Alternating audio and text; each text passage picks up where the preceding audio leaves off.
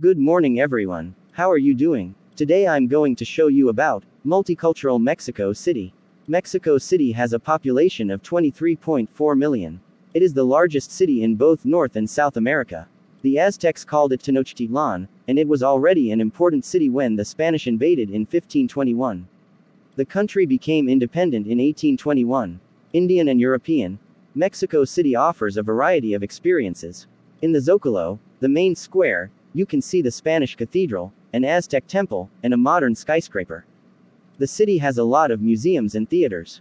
European squares and colonial houses sit next to busy markets selling Mexican food and Indian handicrafts. It is the richest city in Latin America. There are elegant shops selling high-class goods, expensive restaurants, and super cool bars. There are also many people who live in poor houses. Visiting Mexico City.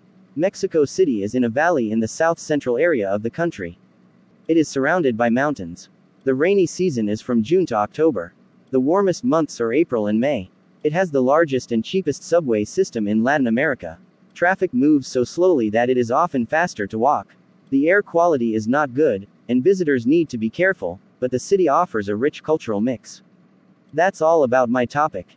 Thank you. Hi everyone. How are doing? Today I'm going to show you about Mumbai, a city of extremes. Mumbai is India's largest city with a population of 22.8 million. It is also India's most important commercial center. Mumbai was part of the British Empire until independence in 1947. It was called Bombay until 1995, when it was renamed Mumbai after a Hindu goddess, Mumba Devi. Rich and poor. Mumbai is both old and modern, rich and poor. The streets are full of people doing business, selling snacks and clothes, or just living there. Money is everywhere in modern Mumbai. India's most important businesses and banks have their headquarters there. The Bollywood film industry produces more films than Hollywood in Los Angeles. Modern skyscrapers and new shopping malls are right next to slums. 60% of the population live with no running water, no electricity, and no sanitation. Visiting Mumbai. Mumbai is on the west coast. The wet season is from June to September. Between November and February it is a little cooler and drier. The city is best at sunrise and sunset, when the color of the stone buildings changes from gold to orange and pink. The cheapest and easiest transport is by bus. Trains can be crowded and dangerous.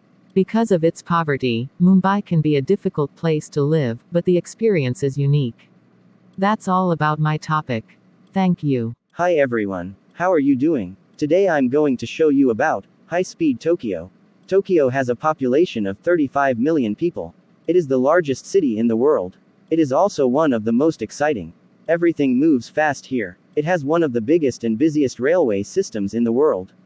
Every day, 11 million commuters use it to get to and from work. People earn the highest salaries, and they spend the most money.